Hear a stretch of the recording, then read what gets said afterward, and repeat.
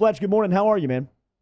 I am doing well. Thank you all for having me, which is bright and early for me. It You all is. are, I know, kind of, in midday form, but for me, it's pretty early. It's lunch around here, and the texts are flying in with the surprises. Panamsky's up on a treadmill in New York City and sent a text message when he heard you were coming on at 7:30 this morning. Thought no way you were waking up with us. So thank you. I also like the Prince's trade proposition.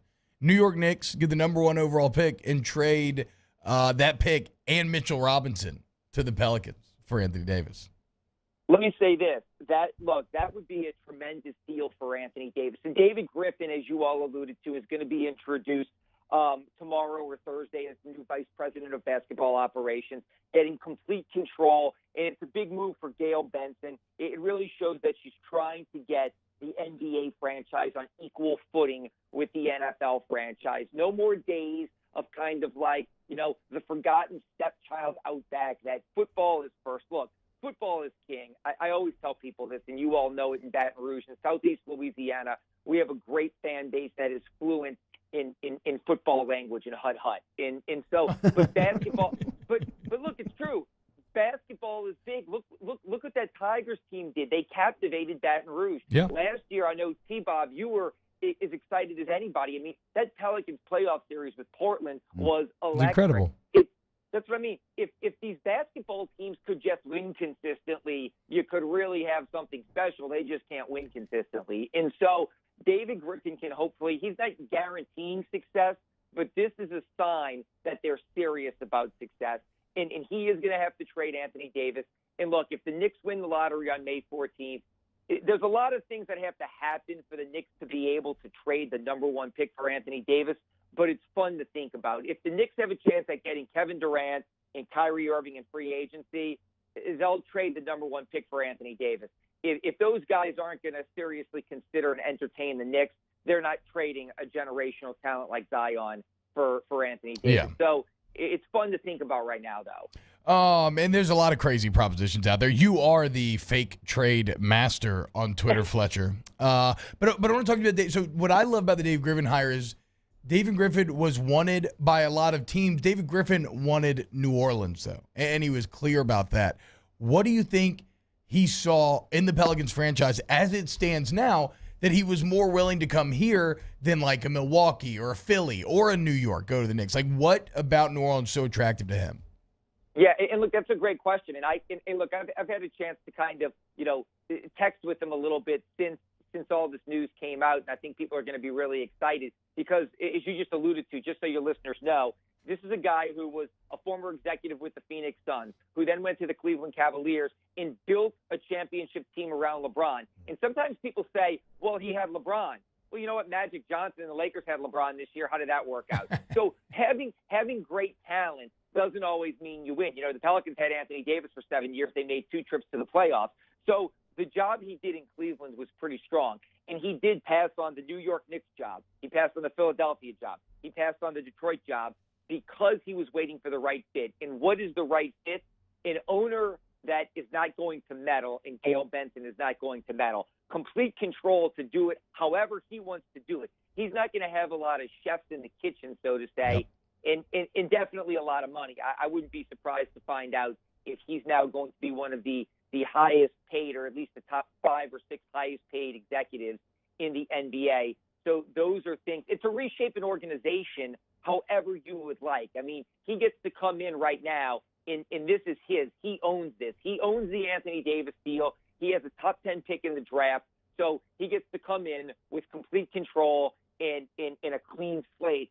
And again, those are a lot of things when you're an executive, that you're coming into situations where you've got bad contracts, you've got a bad coach, you've got, a meddling owner. And so he doesn't have any of those things. So I think he looks at it and says there's a lot more positives than negatives here. Before he makes the 7th pick, before he trades Davis, he's going to have to settle on a decision on his head coach. Where do you stand on what he does with Gentry? Look, I think that was a toss-up, but I've now been given the indication that Alvin Gentry and his staff are going to remain. And I'm not sure that's remain. The right remain. Oh, wow. I think that Gentry is going to remain as the head coach, and he's got a strong assistant, 2 assistants, Chris Finch who basically is his offensive coordinator, and Darren Erman, who's his defensive coordinator. Look, realize that David Griffin and Alvin Gentry go way back. David Griffin was the executive in charge of the Phoenix Suns when Alvin Gentry was the head coach there during some really good years. So these two men have a big history. I thought that this was a chance to kind of go in a different direction, but I think that he's going to give Alvin a chance because really Alvin hasn't had a real chance here. And I can make an argument either way that this is, look, in the world of high-stakes win-now professional sports, no one is the victim. And Alvin Gentry would be a victim of circumstance, but, hey, that's pro sports. That he dealt with a real bad general manager in Dell Demps. They always had changes, and we never got to see the real Alvin Gentry. Boo-hoo, it's just time to move on. But I think for all those reasons, David Griffin may give he and his staff a chance to have some consistency and see what they can do under him. Again, I don't think it's a done deal, but I think David Griffin is leaning more towards keeping Alvin Gentry and his staff. I'd probably go in a different direction, but I do like Alvin Gentry. I think he's a good man, and I think he's got some good coaches on his staff. So if he goes in this direction, I don't think it's a horrible situation. Talking to WDSU's Fletcher Mackel here on Off the Bench, 104.5, 100.3, 94.7 ESPN. Fletch, how realistic is that Celtics trade package that would kind of be the ideal, right? Where you get Tatum, maybe get like a Horford or Smart type, and you get a couple first-round picks. Like, do you see Boston willing to engage with that? Look, here's the thing. When you talk about Anthony Davis, it all starts with Boston, and the Clippers are right there, too. I know you all were probably in bed, but it was an amazing game last night, biggest comeback in NBA history.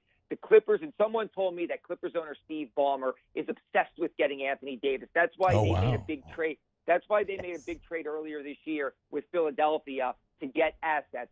So it all starts with Boston. Danny Ainge in Boston can trump. If he wants Anthony Davis, he can get Anthony Davis. Yeah. You know, obviously Jason Tatum, Jaylen Brown. They've got two really good young players. He's got 3 first-round draft picks in this year's draft. He's got other nice role players in Marcus Smart, and even a Gordon Hayward that he could send back to make salaries match. They can put together any package to make it work if they really want to make it work. So if they want to make it work, Boston's the leader in the clubhouse, but do not overlook the Clippers. The Clippers have a ton of young players. You know, Landry Shamet hit a big shot last night. Gilgeous Alexander. They have a lot of draft picks. They have high-level role players in Montez Harrell and Dino Gallinari. So to me, if the Celtics want to get it done, they get it done. If not, the Clippers are right on their heels to potentially acquire Anthony Davis. But look, as we know, last year Kawhi Leonard, no one was talking Toronto, and Kawhi Leonard ended up in Toronto. There could be a true wild card that comes out of nowhere and lands Anthony Davis this summer. Great info early this morning. Thanks for waking up with us, man. All right, thank you all for having me. Sorry we didn't talk Game of Thrones, T-Bob. Yeah, I saw you're not a Game of Thrones guy, huh, Fletch? Me either, Fletch. It's all good, man. Star Wars. I'm Star Wars. Sharif Ishak is your Game of Thrones buddy. I'm more of a Star Wars guy.